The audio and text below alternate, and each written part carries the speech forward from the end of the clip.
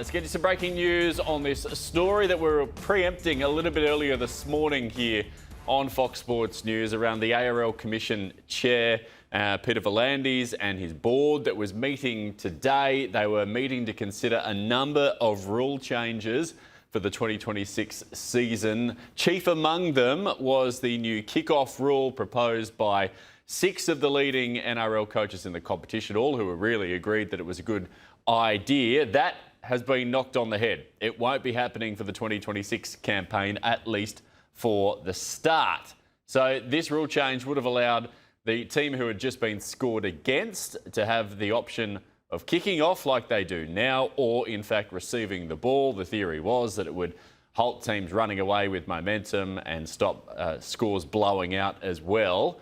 That now won't be happening from the start anyway. The ARLC today saying that following engagement with stakeholders, they noted that while the proposal was initially supported, consultation identified a number of concerns. So this kick-off rule change is actually going to be implemented a little bit later in the 2026 campaign, but only involving matches of zero consequence to the final. So that's where you'll get to see that. Things that did get considered and then approved though. So the first of those revolves around the trainers. They're going to be restricted from entering the field of play, prescribed and clearly defined circumstances, the RLC says. So it's going to ensure that trainers can still get out and attend to player safety, but you won't see them running out every 5 seconds running messages out to the team. That is now a thing of the past. There's also some changes around the interchange. Teams are now going to have 4 players able to be interchanged, as they do now, but they're going to be able to make or select those 4 players from a bench of 6. So those 4 players are going to be able to be interchanged up to 8 times per match from a squad of 6 players. So you'll now get players 14 to 19 named on the bench instead of 14 to 17 as happens now.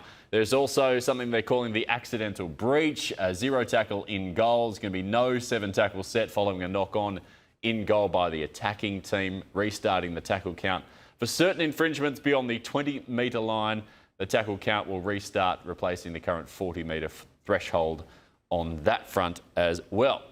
So a few things changing, but the big one that was mooted, the kick-off change, now won't be going ahead from the start of the campaign, will be being trialled in games of zero consequence to the final a little bit later in the season. So we'll have more on that throughout the course of the day.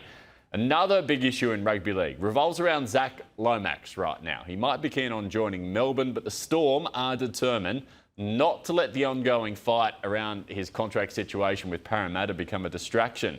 The winger, who saw a move to Rebel Rugby Union competition R360 fall over, was granted a release by the Eels during the off-season under the condition he wouldn't play for another NRL club until the 2029 campaign. But with the potential start of R360 pushed back, the Storm presented themselves as an option. The Eels, though, are standing their ground over the terms of the release, and the matter is currently before the New South Wales Supreme Court.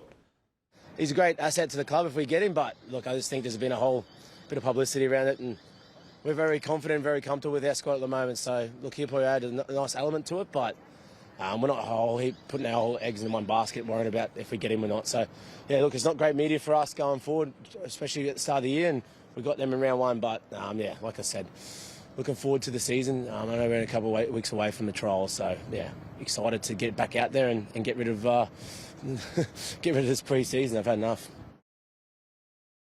Yep, in a strange twist, Storm and Eels square off in round 1, Thursday, March 5.